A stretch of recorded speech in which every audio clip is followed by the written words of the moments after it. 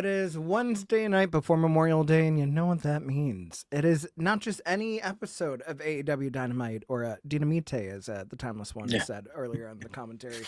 It is a go-home episode, and Double or Nothing is this Sunday pay-per-view. So what better way to ring in the holiday weekend than to not only talk about Dynamite tonight, but we're going to give you guys a little bonus. We got some predictions going on. Jose Gonzalez here, as always, on bodyslam.net for DynaMic'd Up. And back again, he is in the house. We missed him last week, but it was great to have Stephanie Hardy. But the one and only JPJ, my bearded brother, how the hell are you? We are good. We are good. Excited for Double or Nothing this Sunday. Lining up to be a good one, but we are doing well. I thank you to Stephanie for filling in for me last week when I couldn't make it to the show. But yeah, I'm excited to be back. I'm excited to get back after it, and we got some big things to talk about. So. Yeah, and I mean, if there's one thing I know about big things to talk about, I mean, we kind of got to get this one out of the way. It's pretty big. Guys, I know you see it in the upper right-hand corner. Our buddies over at Shroom Bar, they strike again. Sponsoring yet another bodyslam.net show. I mean, I'm going to keep saying it till I'm blue in the face or until you guys use code bodyslam on your first order. But nonetheless, let's see. It's made up of not psychedelics, but 4 powerful mushroom adaptogens. It has lion's mane, which increases focus, memory, and neuroplasticity, making it easier to form new patterns and learn new things. Next time you're trying to learn that new move like Tony Storm's big package, it'll actually stick in your head rather than forgetting it immediately. It has cordyceps, which increases VO2 max, blood flow, and overall endurance. It has reishi, which decreases stress. It has turkey tail, which boosts your immune system. We all know we need that on those nasty-ass gym mats. And on top of all of that, 12 grams of protein. So go to eatshroombar.com, use code BODYSLAM at checkout for 25% off of your first order. And as always, eatshroombar.com. They got you covered. And we got you covered too. If you guys are chatting along with us on the YouTube, want to make sure that your beautiful face and what you got to say shows up on screen, send a slam chat your way. The only way to guarantee that you're going to get seen and blasted everywhere on the internet. Just make sure that it's something that you don't want traceable and cancelable, because we don't tweet and delete here. But that is true. Alas, a wild episode of Dynamite, jam-packed from top to bottom. JPJ, overall, your thoughts heading into this Sunday? I thought it was a good episode. It was definitely promo heavy. So it was more story driven episode. But the matches they did have were good. They were good. They had another all-star 6-man, an all-star multi-person match. And we saw some other good matches. The ladies main eventing as again. It's been happening a lot more lately, which is great. But the ladies main eventing again in a good match. Yeah, I thought overall it was a good show to get us to the pay-per-view this Sunday. Obviously, we have Collision tomorrow, but I thought it was a good go-home show. Yeah, I mean, I agree. I think it's interesting that it was really only 3 matches. I ended up doing a math real quick. It kind of made sense the way, like, certain ones, really the only long match we had that was truly a long match was our 6-man tag, which we'll get into. But, I mean, it would have been nice to maybe cut a little bit of time from that and, like, add something extra to the show that probably wouldn't be anything that we're seeing on Sunday anyways, just to, get more people on the show. Yeah. Every company, it seems like they kind of have a little bit of a struggle getting everybody on the card every now and then. So, but aside from that, I can't complain because what we did get was pretty damn good, especially this opening face-to-face segment we had with Will Ospreay and Hangman Adam Page going into what we now know is the main event of Double or Nothing, the men's Owen Hart Tournament Finals. And boy, did they have a really good segment, I thought. I like the fact that Will kind of broke the fourth wall, like, hey, I'm not going to fight. You're going to fight? No, you're not going to fight? All right, boys, you can go to the back. We promise you'll get paid and everything, too. We got this from here. Yep. Offers the olive branch in the form of a brewski to one Hangman Adam Page, as I would gladly accept. I mean, a beer full of course. I mean, yeah, who doesn't want to share a beer?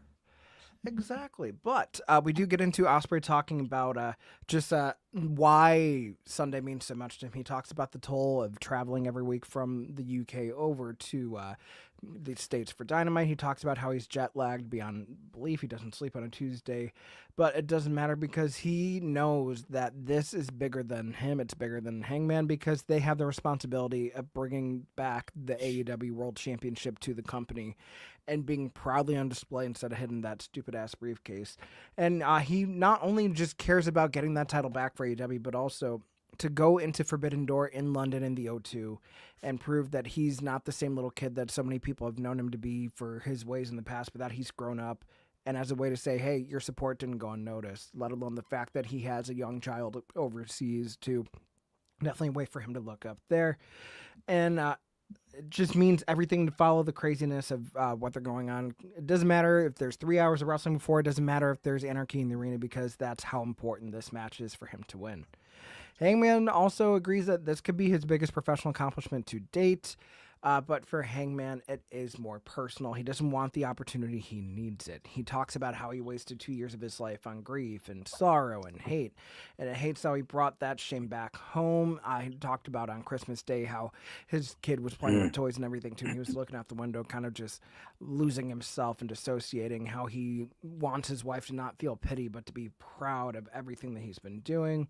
And he not only needs to prove it for his family, not only do the fans have stood behind him for the last 2 years, even when he didn't deserve it, but to himself, to prove if Will was actually right in saying it's too little too late for him, which did strike a nerve. Well, SFE's going to have a chair wrapped around his head, but it doesn't matter because Sunday he's going to do his best. He didn't cry his way to get into the match. He didn't stoop to lows. He made sure that he was earning the fans' respect, doing it the right way. And if he doesn't go out as a victor, at least he could say he gave it his best. But on top of that, it's not even just about if he's going to be able to beat Hangman, because he knows that whoever wins that match is going to go on to face Mox, and they're probably going to beat Mox as well, because it doesn't matter, because that's what they're fighting for. They're trying to get that title back, and he even says, if for whatever reason I don't win, I have your back. I need to know if you're going to have mine as well. He doesn't even talk about anything other than the fact that he lost an entire year looking out for Swerve instead of focusing on what was in front of him. Fans weren't looking up to him. He lost respect in the locker room. Women were screaming in terror when it looked like he was going to try to get Swerve one more time at All Out. And Will talks about the fact that there's people that claim that they were the best, like an Okada, like a Chris Jericho, like Kenny Omega, and it doesn't matter because he beat them, which makes him the effing best. He knows anything can happen that bell rings. He'll be happy if it is Hangman, and for whatever reason, it's not him. And he knows that again, Hangman can have his back. It's just a matter of Hangman's going to have his in return. They had that toast, and he says in the desert, meet him over there because I'm calling you out for a shootout. They down the beers, they stare down, they walk down the aisle together and have the stare down in front of the Owen Hart trophy, and sends us into a little bit of a backstage segment, but a very strong promo to start the show. Yeah, it was intense. Good back and forth. I thought, Hangman is one of the best promos in the business right now. I think, the passion he brings and the stuff he talks about it's very real. And he talks about things like when he was talking about that Christmas morning with his kid, and then, saying like, I want them to look at me and see the father that I'm supposed to be and that they think of me of, and I want my wife to look at me and see the guy that she fell in love with and not the guy that I've been these last, those words are like deep, and it's, he brings in that personal element to it. And I thought Ospreay answered the bell and was toe to toe with him here too. I thought this was very good, very intense. I love when Hangman said, like, do you think that's enough? Do you think that will beat Moxley? Like when he when Will started like the second half of his promo, like Hangman just interrupts him after he says something. Is like, you think that's enough to beat Moxley? And Ospreay's like, I don't know. I fought him twice and I've lost, but you know what it is. So bring that guy on Sunday, because if I can beat you, I can beat him. And I was like, that whole sequence there was very good. And I just loved it. And I thought this was a great, and then they shared the beer, and Will kind of did the Triple H spit kind of with the beer. And then they did the, like you said, the walk up and the stare down. And I mean, I loved it. I thought it set it up pretty good. I've been looking forward to this match the whole time, but last week really took it into a second gear for me. And I think that this just kind of continued it. I think it's the right choice for the main event on Sunday.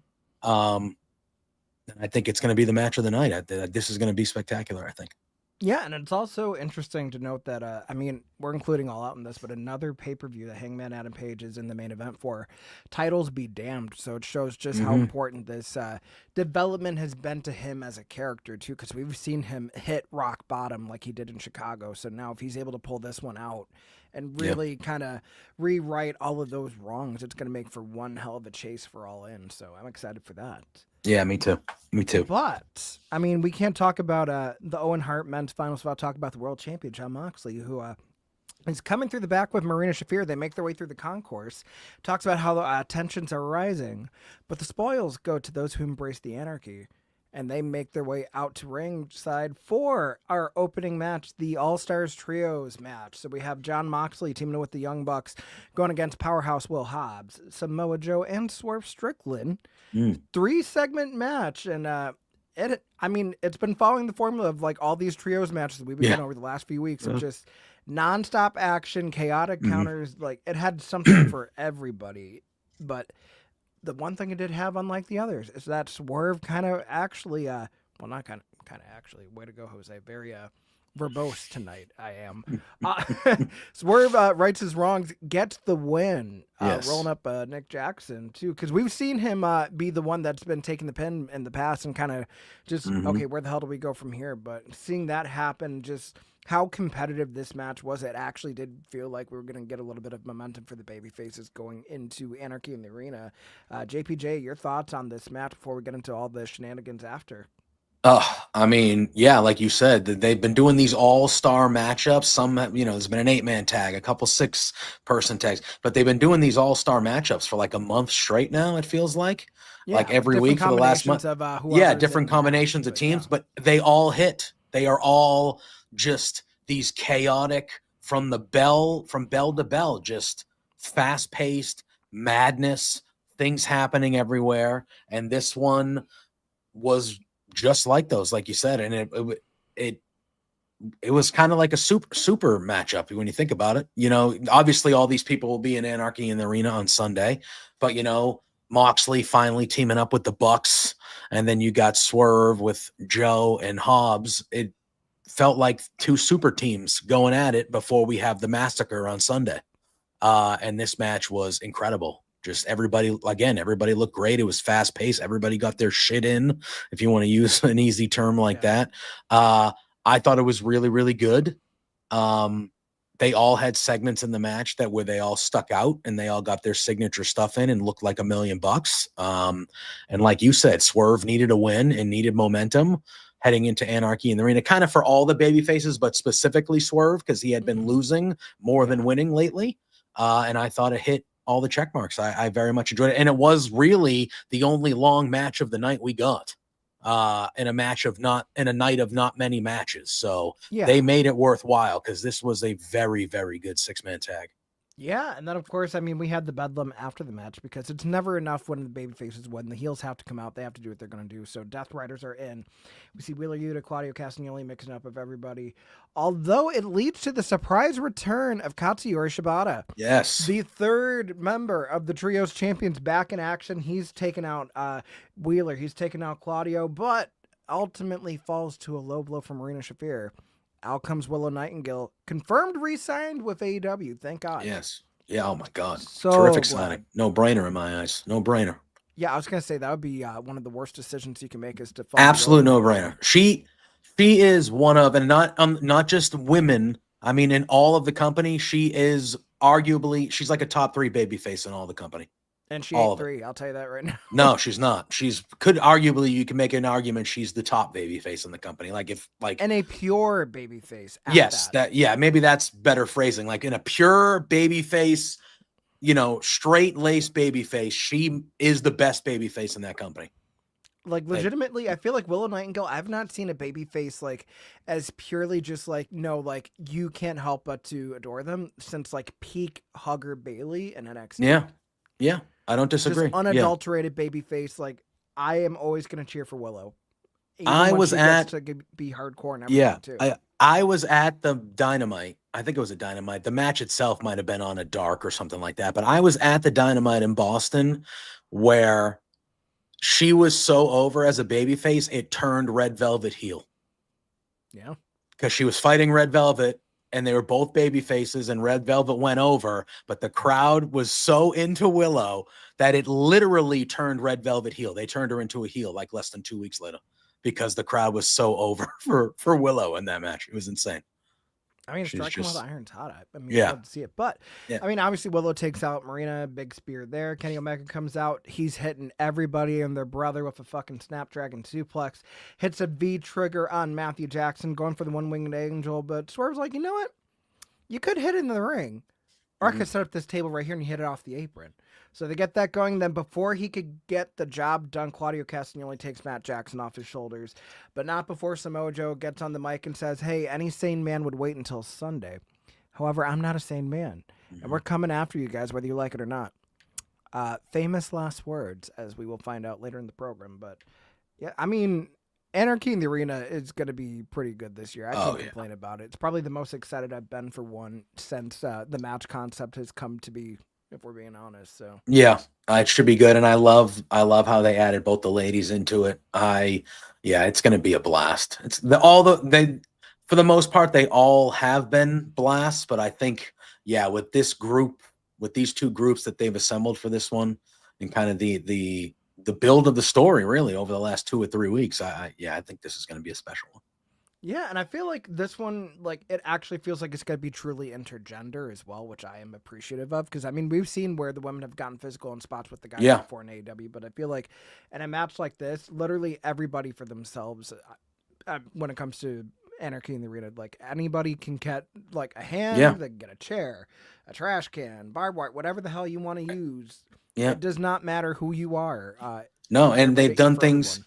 They've done things that have led up to it. Tonight, Marina Shafir hit a dude in the and then when Moxley dropped Willow with the double arm DDT. So they've done things throughout this build where it has been intergender. Marina has kind of always helped beat up the dudes. Exactly. When it's come to, so I think we are going to get some spots on Sunday where it is going to be some big intergender spots, which will be fun. And you love to see it. But we do also go backstage. Alicia Atout is with the Hurt Syndicate. They're getting ready for the official contract signing of MJF into the Hurt Syndicate.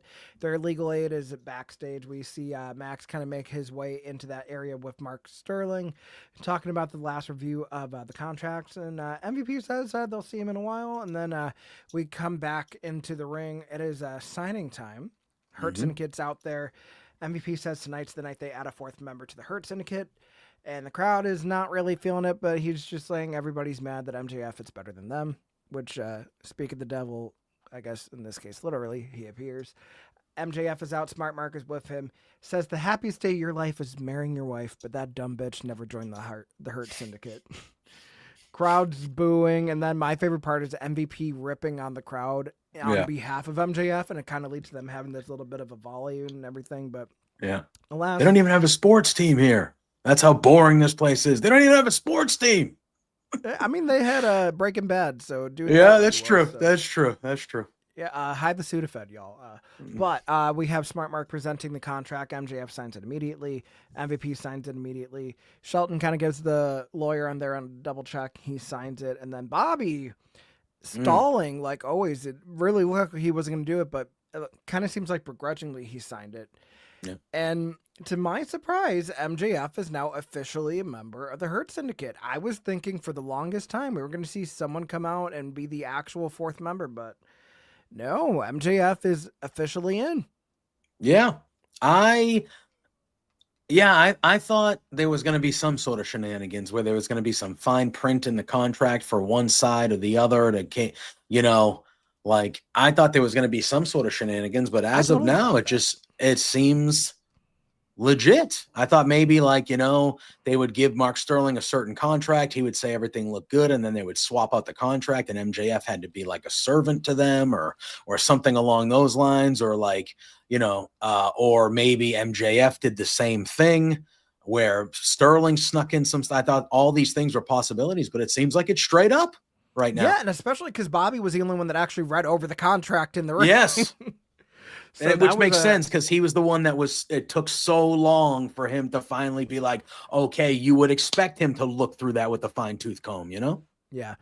And then, I mean, immediately after that, before they could even get into addressing everybody as this new 4-person Hurt Syndicate, Dustin Rhodes and Sammy Guevara come out. Not only the Ring of Honor World Tag Champions, but officially the #1 contenders for the AEW World Tag titles going into this Sunday. And Dustin talking about how, MVP's had his respect over the years. He has that. MJF doesn't. MJF trying to rip into him, saying those two white honkies don't have the right to interrupt them. But Dustin says to shut up, you stupid son of a bitch. Talks about how he doesn't have work ethic, but keeps running his mouth. He talks about his passive MVP and everything too, but he's saying it's in his best interest to watch out for the snake in the grass that is MJF.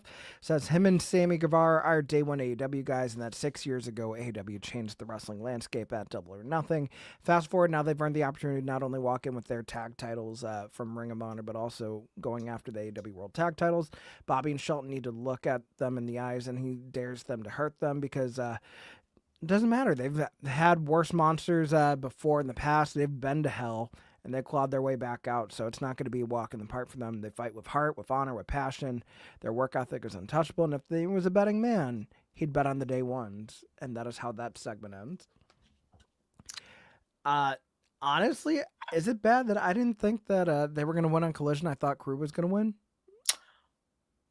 No, I don't think it's bad.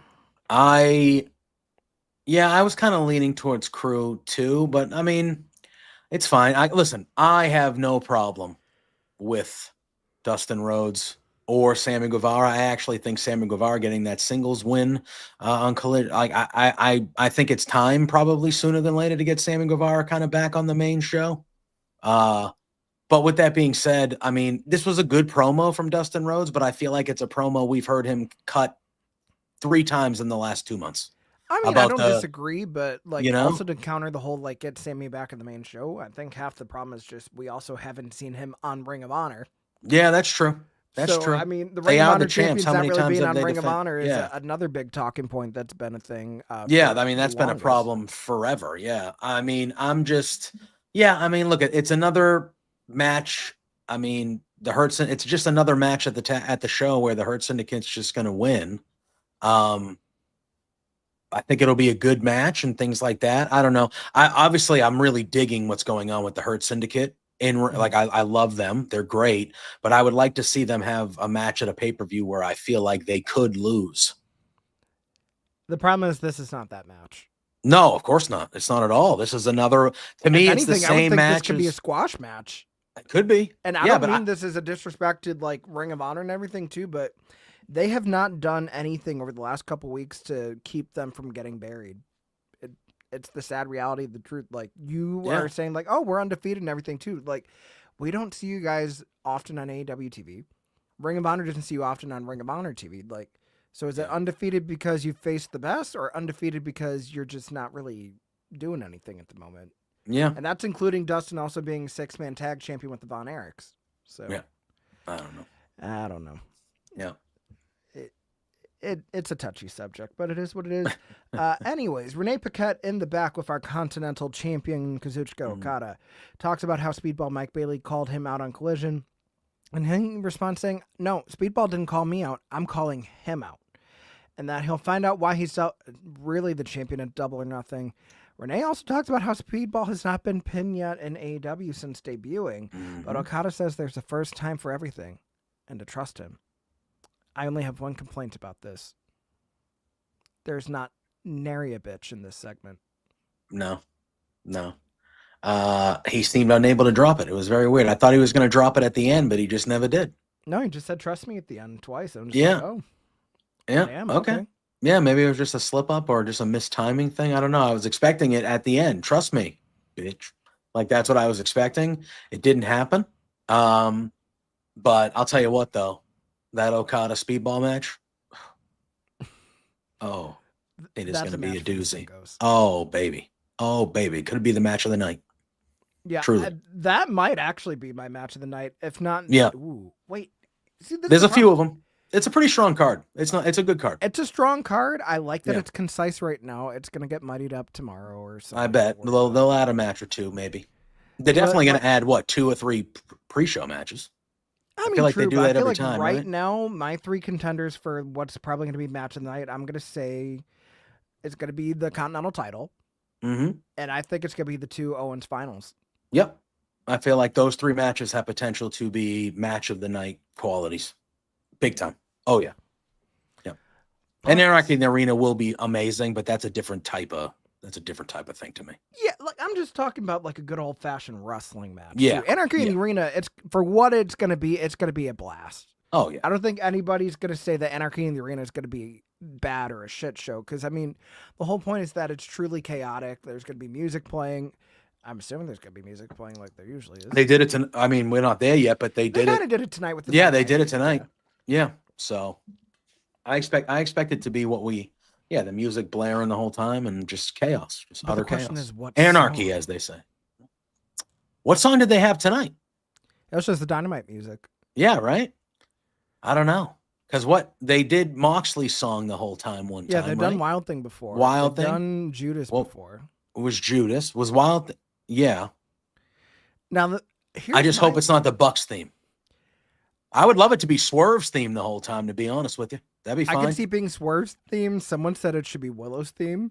I'd be okay with that. Really funny. Yeah, it'd be like that, really bouncy. If it's gonna be Double or Nothing, I want them to license a song that people wouldn't expect for it, but it's just gonna be funny to see like a bunch of people getting like bloodied up and like beating the shit out of each other. Yeah. Too. I think my pick was Square Biz by Tina Marie. Oh, that'd be fun. Yeah, if they went that route. That'd be hilarious. I Just Want to Dance with Somebody by Whitney Houston or something like that. That Don't Stop Me Now by Queen. Yeah. Just get like a real song like that, and they just bloody there's 12 people beaten to a pulp. That would be hilarious. Graduation by Vitamin C. Yeah, that'd be fun. That'd be fun. Oh, okay, we're getting ahead of ourselves. Yeah. Okay. Regardless, we are back into our second match of the night. The 5-tool player Anthony Bowens out with Billy Gunn to face Ricochet. Solid match. Wasn't anything too crazy. I thought that Bowens has been looking really good since he's been on the singles run and everything too. I think one of the cool standout moments for me in the match is like where he had Ricochet on his shoulders hit like an inverted Samoan drop where he dropped him face first. Then we got to see that huge mollywop send Ricochet to the outside. But as Billy Gunn's trying to get him back in the ring, the referee kind of gets him pulled away and everything too. We see Ricochet with the scissors, and then eventually picking up the win almost immediately after. And as he's making his way out, oh, go ahead. Oh yeah, sorry. No, go ahead, JPJ. No, I was just gonna say I liked how Ricochet needed to cheat to win. Yeah, because I think that means good for Anthony Bowens, because I thought this was a pretty good showing for Anthony Bowens, and I think a push is coming for him at some point in the near future. But Ricochet is kind of on a different trajectory right now, so he's going to win this match. But I think him having to get to the depths of using the scissors to help him win, I think that keeps Anthony Bowens looking pretty good, even though he loses the match because he needed to cheat to do it. So I thought that was a nice touch. And I don't think it hurts his stock either, too, because, I mean, if you're going to have Ricochet be this dastardly heel, you got to let him do dastardly heel shit. Yep. Which insert one Mark Briscoe, who comes out with a gurney because, lo and behold, this Sunday we have a stretcher match. Hell yeah. And immediately, Ricochet turns around. He sees Mark Briscoe, gets himself laid out on the stretcher. Mark Briscoe takes it to ringside. Looks like he's going for the froggy bow, but alas, Ricochet avoids danger and gets out of dodge. Oh, damn. Yeah. Yeah. This was fun. Listen, every time I have a good time every time Mark Briscoe's on the television. So I'm looking forward to this match on Sunday. I think it's going to be a lot of fun. I love what Ricochet is doing. This is, we say it every week, but it's really the best work of his career, or I've seen him do at least. Like, he's just tremendous. I expect it. Again, this is a special, this is a stipulation match, but I think that this match on Sunday could also steal some eyes. Yeah, I feel like this will have all the potential to be just as bloody as Anarchy in the Arena. So yeah. Do with that what you will, but we do also see coming back from the break, we have Stokely Hathaway, we have FTR backstage. They're boating and insulting Daniel Garcia and Nigel McGuinness because tomorrow in Collision they have a contract signing for their tag match at Double or Nothing. And Stokely kind of points on the wood saying you could even bring Daddy Magic if you want, because he should also be there for Nigel McGuinness when he signs the last contract of his career. Wow. Top guy's out, so short to the point, disrespectful. I think, that checks all the boxes, I think, for an FTR promo these days. It sure does. It sure does. I thought this was good. I've really liked. At first I knew I knew he'd be fine because Stokely is tremendous. But at first, when they first showed the pairing, I was like, oh, okay. But I thought the last couple weeks, in particular, the last 2 or 3 weeks, it's been really strong with Stokely talking for FTR and doing what they've been doing. So I like this new FTR streak. I like how they're kind of bastards and they don't care about, they're beating up old people and they're beating up announcers. And I like it. I like it. I'm looking forward to that match on Sunday. It should be a good one. Yeah, and I feel like it doesn't really matter who Stokely is interacting with. I just feel like he's always been able to shine and bring out the best in people. Oh, yeah. So good on him for doing it again. Mm-hmm. But yeah, no, I'm excited to see what comes of this tag match. I feel like anytime we get to see Nigel in action these days is always a treat. So I'm going to milk it for all it's worth. Agreed. But we find ourselves in the ring with Renee Paquette again because now it's time for the women's Owen Hart finalists to go face to face. I don't think they needed the full 20 minutes that Ospreay and Hangman got, but I feel like it would have been cool to kind of give them a little bit of extra time too, considering we already had an overrun tonight. But for what we got, I'm not going to complain because it was a good segment. It was good. We had Jamie Hayter come out first, and then obviously Mercedes Moné shortly after. Renee's asking Jamie about how she was able to do something that Mercedes hasn't yet to her current point in her career, winning that AEW Women's World title, but it still feels like she's going into this match as the underdog. Jamie says that looking past her is how Mercedes is going to get hurt.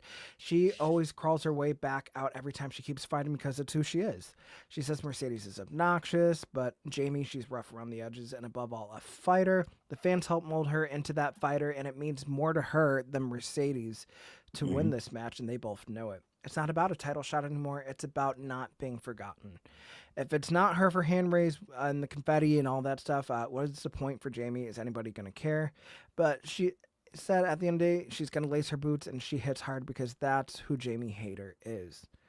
And as a counterpoint, Renee asks Mercedes if she's worried that Jamie might be the first woman to defeat her in AEW, which is a good point. And Mercedes is like, do you know who the hell you're talking to? She says that Jamie thinks she has her all figured out, but she doesn't. She's a revolution. She's the Beyonce of women's wrestling, which also of note, she came out in an outfit that Beyonce has worn as well, too. So great way to kind of double down on that, Mercedes, because she also mentioned it at the end of New Japan Resurgence as well. We'll allude to in a second. But she's saying that she didn't look past her. She was looking through her like the glass house that she was. Her reality is that she's going to All In. She's going to win the world title. She says Jamie had questioned Mercedes' time in AEW about what she's done. She's 25-0. She's been TBS champion for almost a year. It's more than just winning to Mercedes. It's about leaving a legacy. And she says for Jamie to bring her best because it's not where her story begins, but where her chapter finally ends. And to that, Jamie Hayter's like, you know what? I've noticed something. I don't know if you all have noticed it. Something's different about Mercedes. And then she talks about how she lost her New Japan Strong Women's Championship. And she said that it was Mercedes' destiny to lose that title that night. And it's her destiny to lose everything, which pisses Mercedes off. They get physical. She decks Jamie Hayter, and as it seems like Mercedes is going to get one last shot in. Nope. Jamie grabs her. She hits the Haterade finally after weeks of teasing it. She stands tall, and then out comes timeless Toni Storm because she's joining the commentary team for the main event of the evening as Mina Shirakawa faces off with Julia Hart. But before we get there, JPJ, your thoughts on this face-to-face we just had? Very good. I thought it was very good. I think this to me felt like the first time Jamie Hayter's had like a long form promo in a while. Agreed. Like a long form. She's had backstage stuff and little quick hitters, I feel like, but this was a long segment where it was back and forth and in the ring. And I feel like people forgot that Jamie Hayter can talk, you know, which is crazy because she's one of the better promos on the roster. Yes. Yeah. And I think tonight kind of reiterated that for me and for a lot of people. She was great in this segment. She was terrific. I loved what she said at the beginning, talking about her history kind of and saying, you know, I'm going to fight and beat your ass because that's who I am. I'm a fighter. Like I'm a vicious fighter of a wrestler and I'm going to beat your butt. And, you know, Mercedes Moné, she comes with that attitude. She thinks she's the best. She proves it most of the time that she is, but she thinks she's the best. Her response to Renee, like, do you know who you're talking to? Like, how dare you ask me a question like that? Like, do you literally know who you're speaking to? That's just and then she goes into her stuff talking about her legacy. And then when she knocked her out of the chair, I was like, oh, damn. Like, that was like, oh, like the way that it went down, she just got up. They've been laying it in. And yeah, she Renee just got even up. mentioned like how Jamie's brought out this physicality out of Mercedes that we hadn't seen in a while. So that was also a nice little Easter egg moment there. Yeah, I loved her hitting the haterade. She looked great. And then I thought it was a nice touch for Tony to come out because obviously Jamie and Tony have a long history and that kind of setup. And Jamie Hayter was laughing when she came out, like she kind of got up from the haterade and like smiled and was like, huh, And Tony was at the top of the ramp and she kind of pointed at her in her entrance, like, old friend kind of point. And I thought it was a nice little touch there. Yeah, I thought both promo segments from both sides of the finals were excellent tonight. I thought they were both really good. Agreed, and I'm looking forward to both of them just as much. So, well done to the AEW creative team, whoever's been writing these promos. 10 out of 10. I can't complain. But I also can't complain. But yet again, on this show, we are having a women's main event on a Dynamite. Yeah, we always kind of joke like, 9:30, the women are going to come on. But hey, if they're going to come on this late, let them have a whole half hour of the show between a promo and a match. Hell yes. But Mina Shirakawa, officially all elite, as Tony Khan tweeted out, going against the former TBS champion Julia Hart.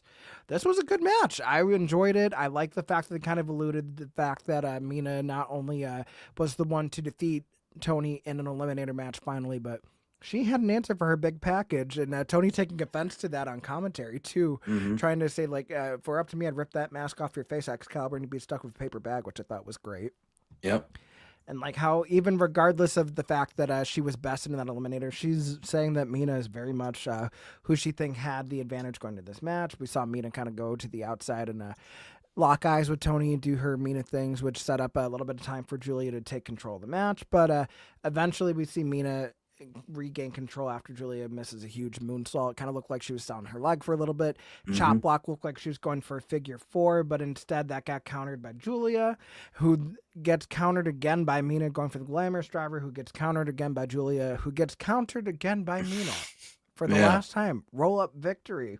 And that leads to the post-match attack from Julia Hart. And not only that, but it seems like this time Mina said, fuck you, I'm going to actually get in this figure 4. And as she has it locked in the ring, we see Sky Blue come out, realigning herself with her old friend Julia Hart, which gets Toni Storm in the ring, nightgown and all, and German suplex the hell out of Sky Blue. Yes, she did.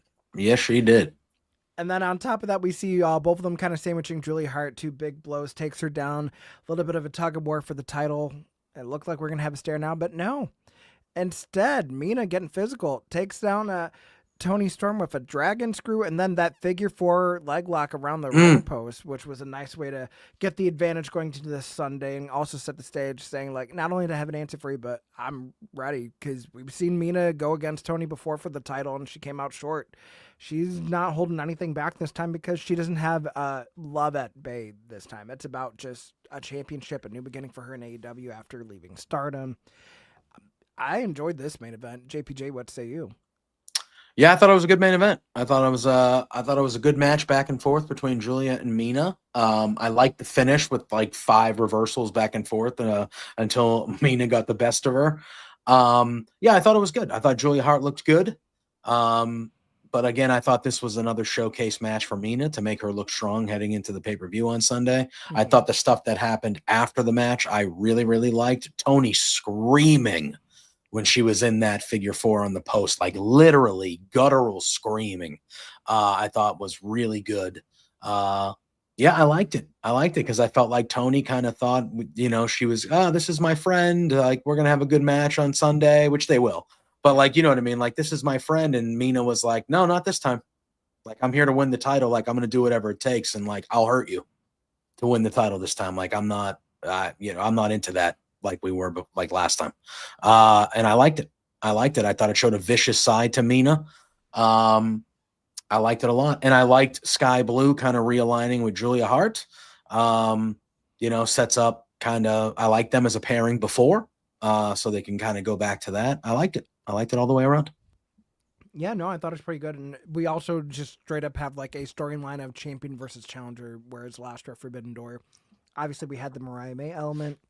We had Yeah. like the sapphic storyline they had going on with kind of turning it into a love triangle at one Yeah. point. But Yeah. alas, I'm looking forward to this one. But we thought that was going to be the end of Dynamite. Oh no, Renee's in the back. She finds the Young Bucks trying to get some closing words before we close out the broadcast.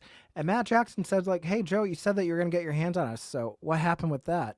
And as they walk away from Renee, she's getting ready to toss it to this Sunday.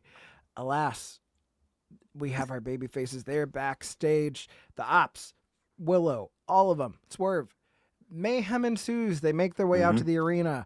Music is playing. People are getting choked out left and right. We see trash cans. We see tables getting set up. But as it seems like the baby faces are in control, we saw that we had a V-trigger in the ring by Kenny Omega. We had Mox and the Coquina Clutch at ringside. But no, Gabe Kidd again with the briefcase takes out Samojo at ringside, and then the heels automatically just kind of taking control from there. We saw Powerhouse Hobbs taken out by the ring steps. We saw Prince Nana getting choked out, Willow getting choked out. We saw Shibata laid out. We saw Samoa Joe laid out. We had Kenny Omega and Swerve on tables as the Young Bucks drove them through them. The heels standing tall to close out the go home episode of Dynamite before this Sunday. And yeah, I'm very excited for Anarchy in the Arena. The X factor in this match is definitely going to be Gabe Kidd, because I don't know if they're going to have anybody out there to even the odds at all. Yeah. I like this. This was a nice little preview. Nice little preview for Sunday. It was fun. It was chaotic.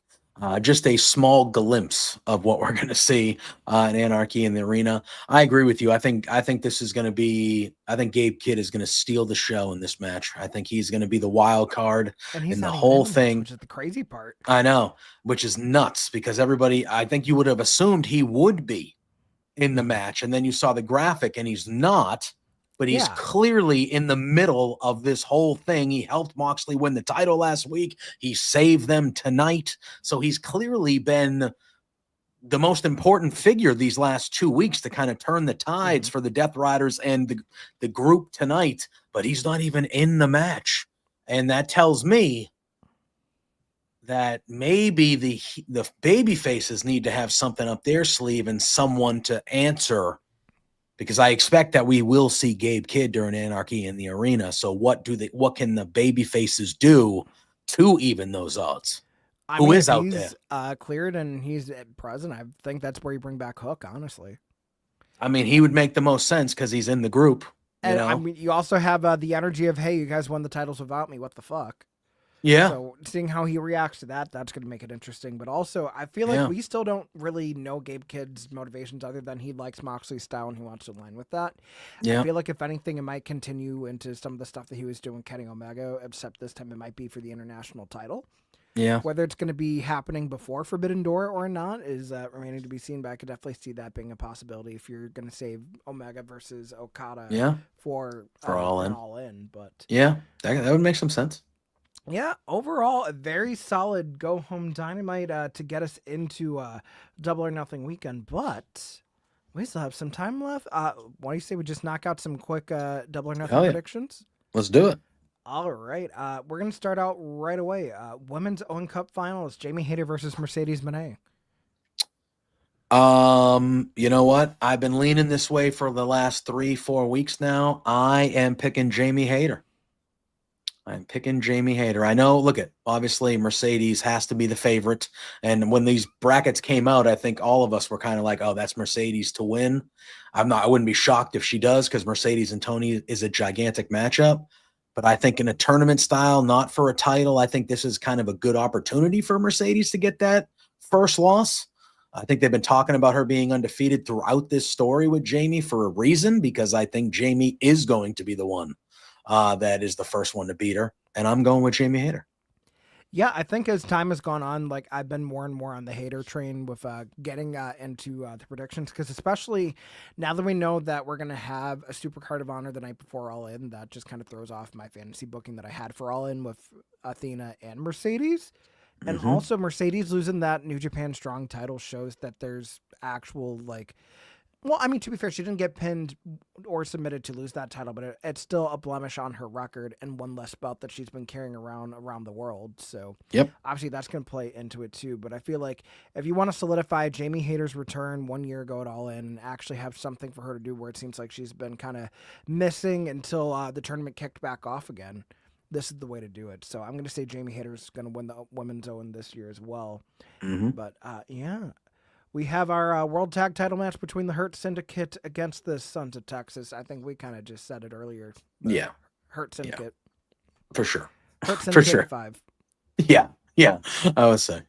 Yes. Not to be outdone with the Owen Hart finals, we have our Women's World Title match, Timeless Toni Storm against Mina Shirakawa. I feel like Tony's retaining here. I do too. I don't think I could see this going more than just one match here. I could see this turning into maybe a slightly longer feud than just one match. But yeah, no, I agree. I think Tony's winning here. I don't think this is a problem. Yeah. I mean, I feel like the other thing that we haven't really talked about is we have Grand Slam Mexico coming up in June. That's true. So there's like 3 Dynamite themed Dynamites in June, right? There's Fighter Fest. There's like Summer Extravaganza or something, and the Mexico one. 4-hour show in Washington too. Yeah, so there's I feel like there's 2 or 3 like big because there's no pay-per-view and actually, I think hold on, let me see when that one is. Hold on, isn't it? Yeah, I think there's Summer Countdown or Summer something. The Summer Blockbuster. Yeah, that's what it is. June 11th, and then Grand Fighter Fest is. That is June 18th. So the week after is Grand Slam Mexico, and then then June 4th, I think the week before is Fighter Fest. So let's see.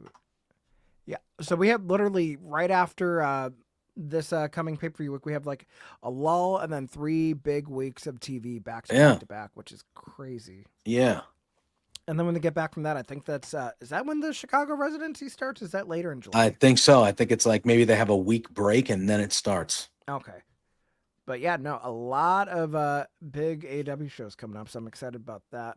Yep. The Summer Blockbuster, I mean, we'll cross the hurdle when we get there. I'm probably not going to be on immediately after. It might be kind of a day after thing. That's fair. Be 4 hours on the East Coast. 4 hours, though. That's brutal. Yeah. I mean, speaking of brutal, I mean, FTR versus Daniel Garcia and Nigel McGuinness. Very interesting matchup this one makes. Who do you got? I would love to see Nigel and Daniel get the victory here, but I think, FTR just kind of turned heel recently. They got Stokely. I think this is an FTR victory. Yeah, I hate to say it, but I think FTR's winning this one too. I would love it to be... Oh, excuse me. I would love to see Nigel McGuinness get his hand raised in the middle of the ring because especially on pay-per-view, he hasn't really won any of his last few outings to begin with. So it would be nice to kind of have that moment because I feel like this is a match where it doesn't necessarily have to be the way it ends, but it's what happens after the bell rings that could really sell it. So yeah, I agree. Yeah, I'm going to say FTR with an asterisk of they're going to be the ones standing tall regardless if they win or lose. But yes. We have our stretcher match between Mark Briscoe and Ricochet. I think Ricochet has to win this one.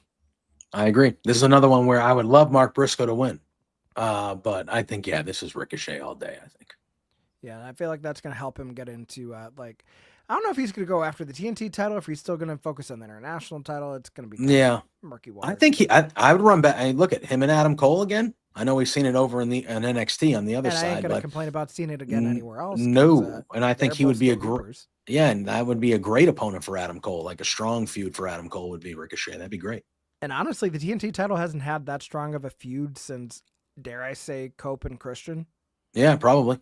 Yeah, I think. Look, if they have it on the right guy, Adam Cole is over and he's loved. They have it on the right guy, but it's not so much. It doesn't matter the guy it's on if you don't give it. When did he win that title? 3 weeks ago? He hasn't really done, or a month ago maybe. He had one defense after it, I think. Because I think the other thing is he's kind of falling into the same trap that Daniel Garcia did, where it felt like, you're having these matches on Collision where he's defending the title, but it's not really showing anything to have a program set up. And then on top of that, Daniel Garcia win the title, immediately go into the C2. Yeah, so instead of focusing on being a new champion, you're like, no, I'm going after a different championship, and then hopefully the chance to become world champion. It's like, what? Yeah, and that's the thing.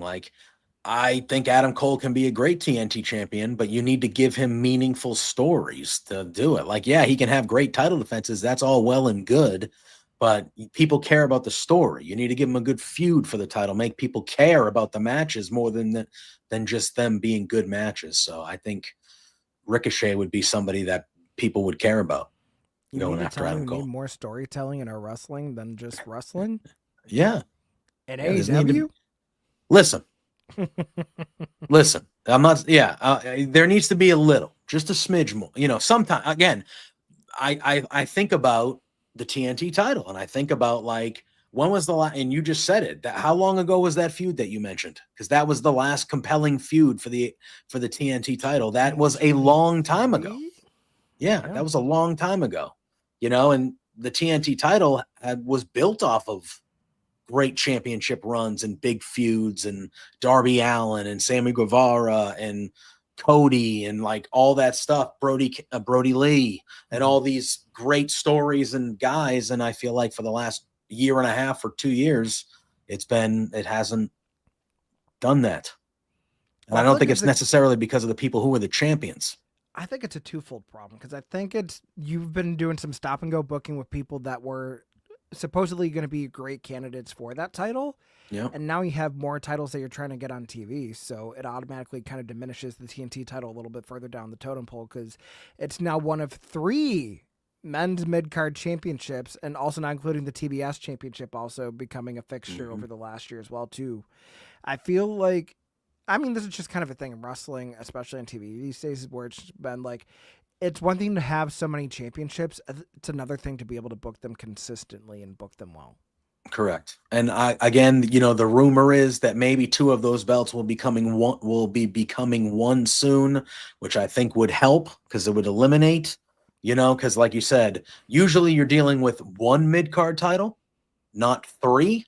So it's very hard to book 3 mid-card championships when you have all the other, you know, when that gets down to 2 or 1, I mean, hopefully you can give time for a little bit more focus because, yeah, some of these belts are really, really on the back burner. I mean, we're seeing it with the tag titles they're on the up and up. The tag titles and the trios title are on the up and up. The TBS title's been up. Women's World title's been up. It's really just the kind of stuff going on where the international title's not really been contended for other than like when we had Dynasty. Yeah. Like the Continental Championship is seeing a defense for the first time in a while too, where it actually seems like there's going to be a little bit of effort put in there. But I feel like it's just kind of waiting for when they're going to do Okada and Omega to unify those titles. Because I feel like if you have just 2, it's going to be easier to manage just because, hey, you have 2 2-hour shows. If we have one that's going to be featured on Dynamite, maybe we have one that's featured a little bit more on Collision. Where it also seems like half the time when they're putting the Collision card together, they have certain people that are only going to be on Dynamite, which is hindering them. So I kind of wish that they could break out of that mold a little bit and like actually share the wealth a little bit more and get some of the bigger guys on Collision as well too. But yeah, I think that'd be good with that one. I mean, up next as far as predictions go, we have Anarchy in the Arena. So the official billing is we have Samoa Joe, Hobbs, and Shibata. So the ops are in full force, the champion ops at this point. Willow Nightingale, the international champion Kenny Omega, and Swerve Strickland. Going against the Young Bucks, Marina Shafir, the Death Riders in full force. So Marina, Wheeler Yuta, Claudio Castagnoli, world champion Jon Moxley. I feel like even if they kind of have that moment where they even the odds, maybe Hook comes out, maybe someone else comes out, I don't think the Death Riders and the Young Bucks are going to lose. Which sucks to say, but I feel like the way everything's going, would it be nice for them to have the comeuppance? Yes, but I think the problem is just we've pretty much made it seem like whoever's going to win the men's Owen is going to win the world title off of Jon Moxley or die trying. Yeah. So you kind of have to have the world champion have some momentum leaving the pay-per-view to set up your next program. I mean, we're even like we have 1 million Dynamites coming up. They're going to be big shows, but you still got to focus on selling tickets for All In. So if we know what that main event's going to be, and it's not involving Jon Moxley looking good against either Hangman or Ospreay, it's going to be a tough ticket to sell because it's already proven to be a tough ticket to sell. Yeah. I mean, I'm kind of torn on this, to be honest with you, because I don't want to fall into the old cliche where, it's the go home show and the heels stand tall. So that means they're not going over at the pay-per-view type of thing. Yeah. I don't want to fall into that. But I agree with you. I think you need Moxley and crew to win this because, like you said, the promo to start the show was basically then saying whoever wins this match between the two of us is beating Moxley for the title. Yeah. It wasn't so much about that. It was about, hey, which one of us has it more because we need to be the guy that beats Moxley and brings the belt home to AEW. Yeah, that's what that promo was about. I just thought of a different theory. Yeah. The only way I'm okay with the babyfaces winning is if Swerve pins Mox, and then they have that match at the Summer Blockbuster in Portland, and Swerve being in the Pacific Northwest, that's Swerve territory. So that could be kind of how you had an extra layer into whatever happens with the men's Owen finals because you're going to have that match happen first. Yeah. Maybe, just maybe, depending on who wins the Owen, if that title match happens, it might not be Moxley going into All In, which is crazy to say, but I think there's a stronger possibility.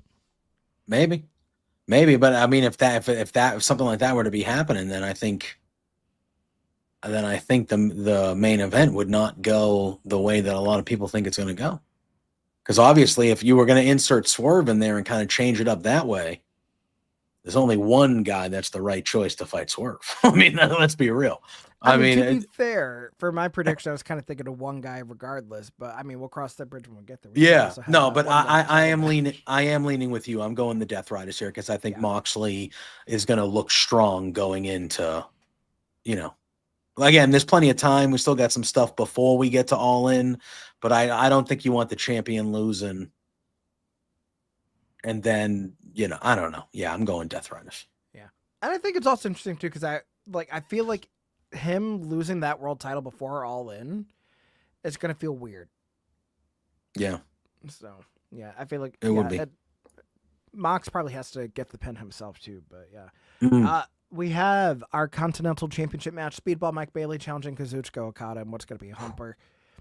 Yeah. I will be genuinely surprised if Speedball wins. I would be over the moon. I'd scream. I'd do jumping jacks. I'd go to Tim Hortons and get a double-double because that's the kind of person and neighbor to Canada that I am in solidarity with Speedball. I would love for them to win, but it's probably going to be Okada. Yeah, I think it's going to be Okada, but this match to me will be the best match of the evening.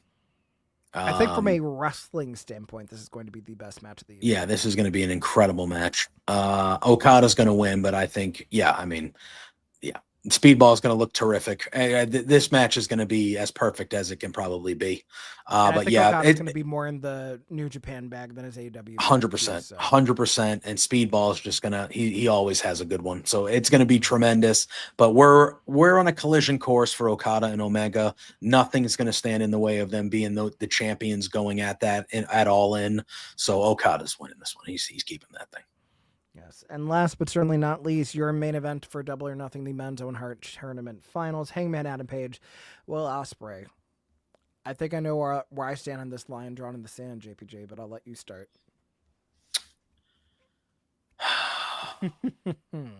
I love Hangman. I want Hangman to win, but I'm picking Will Ospreay. I had a feeling you were going to say that. Yeah. And I've been saying I feel like this is do or die for Hangman. Ospreay, I want Hangman to win so bad. His way, but I feel like for the storyline completionist transformation of beloved babyface to corporate heel to just bastard to then not only that but a savage, retiring Christopher Daniels, almost killing Swerve Strickland, to then have remorse after the fact the way he is, it's his tournament to lose. And I don't think he's going to. I think you need a pillar to stand tall. I don't disagree. It's what I want. I want Hangman to win. I think he's the main character of AEW. I think even though I think a lot of AEW fans really love Will Ospreay, I think at the core, AEW fans want Hangman to win. Yeah. And they want Hangman to be the guy that saves the belt for AEW. He's the, I understand, and Will Ospreay is more than deserving to be that guy that beats Moxley for the title. Like, he's more than deserving. But when you're talking about the story you're telling of these guys hijacking the title, and that if somebody needs to save AEW, there is no better option than Hangman Adam Page. He has been the main character of AEW since, over the span of the beginning of it. And they're at the 6th anniversary of Double or Nothing, which was the first pay-per-view.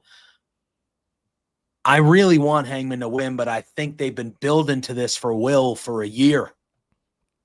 And I think All In, and then the next pay-per-view being in London, him going to the next pay-per-view. Oh, look at this. Oh, hey. Him going to the next pay-per-view in London in his home as the champion.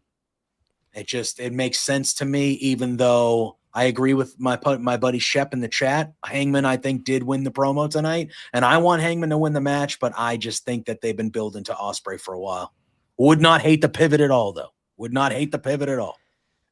I mean, I'm going to stand 10 toes down from my corn-fed Hangman over here. I feel like it's just Ospreay's phenomenal talent. It's not a matter of if he's going to win a world title in AEW. It's a matter of when. It doesn't feel like right now is his story to do it.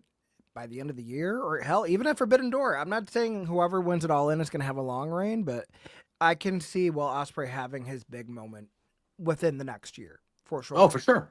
For sure. I hope I'm wrong. Go ahead. No, I was going to say, I very rarely hope I'm wrong, but I hope I'm wrong. Yeah, I mean, we've had like a lot of stuff like, will it happen, won't it happen, but you guys have been great with us over the last few weeks with this show. I'm excited for this Sunday. Make sure that you guys are staying in tune with bodyslam.net for all things heading into Double or Nothing. Of course, we have you covered also with the Collision side of things. I know Al and getting everything ready for the Sunday special. I know tomorrow at 1 p.m., though, we have Potty Slam. Corey Hayes, Cassidy Haynes, hear them talk about whatever they want. I love the fact that they just kind of go in, no format, no nothing. It's just they're ready to go. It's going to be an interesting watch on a Thursday afternoon. I can't complain about that. Yep. It's always a good time. Yeah. So, but alas, if you guys are wanting to stay in touch with everything, Body Slam Net on Twitter, on all the socials, they have you covered. JPJ, I know you kind of alluded to it, but what do you have going on coming up? Yeah, so tomorrow night, 8 p.m. Eastern time over on Love Wrestling Between Two Beards, me and Pluggo have one of our friends, someone you are very familiar with, Auntie Collins, joining us tomorrow night for a Double or Nothing preview.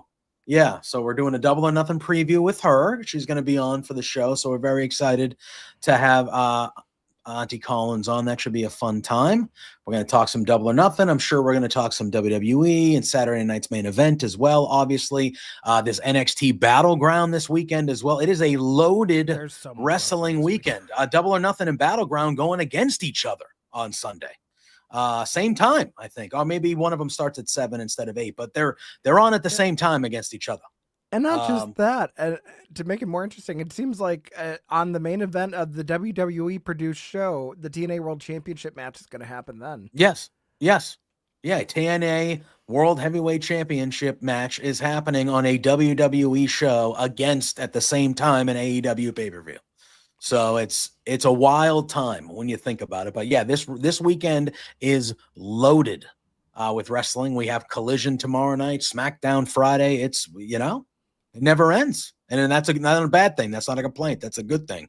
But yeah, this weekend is loaded. So yeah. Can't complain. I know this is not a WWE show, but shout out to Zoe Stark. Damn it. Gosh, absolutely. That was awful. That was awful. So shout out to her. Full recovery. I know she spoke on social media for the first time today. Just horrific. Just a horrific thing. Brutal. Never want to see it. I know we don't talk. This is an AEW centered show, but regardless, you don't root for a wrestler to get injured in the ring. Yeah. Ultimately, it keeps them from providing for whoever they need to provide for. And also, we're humans at the end of the day. I don't wish like physical harm on someone who's just doing their job trying to entertain me. Yeah. Yeah, that was unfortunate. Same knee that she hurt a couple years ago. Just And a unfortunate. freak accident too. So Yep, just a freak thing. Nobody's fault. It's just an unfortunate thing. Some people just have bad luck, and it is what it is. But hopefully, we get a full recovery, and she's back in the ring as soon as she can be healthy, and that. But this is kind of the first time I've been chatting about wrestling on the airwaves since it happened. So I wanted to give a shout out because that was hard to watch. Yeah. So And then as far as my antics so far, just this Friday at 9 p.m. Eastern, 6 p.m. Pacific, back at our normal time slot. The Mother Tech and Post Show, myself, Auntie Collins, over at our local establishment, talking the new pink bracket for RuPaul's Drag Race All Stars 10. 6 new queens. We already have our few semifinalists so far that we won't see on TV for 6 weeks, so that's great. But alas, more mayhem ensues on that show on a Friday night. But until we see you guys next Wednesday, let us know on the socials what you're thinking is going to happen at Double or Nothing, which shows you're going to be keeping up with this weekend. And I mean, we're going to have articles and results everywhere you go. So again, Body Slam, not everywhere you are. And until then, we will see you guys next time. So everybody take care. You have a great night.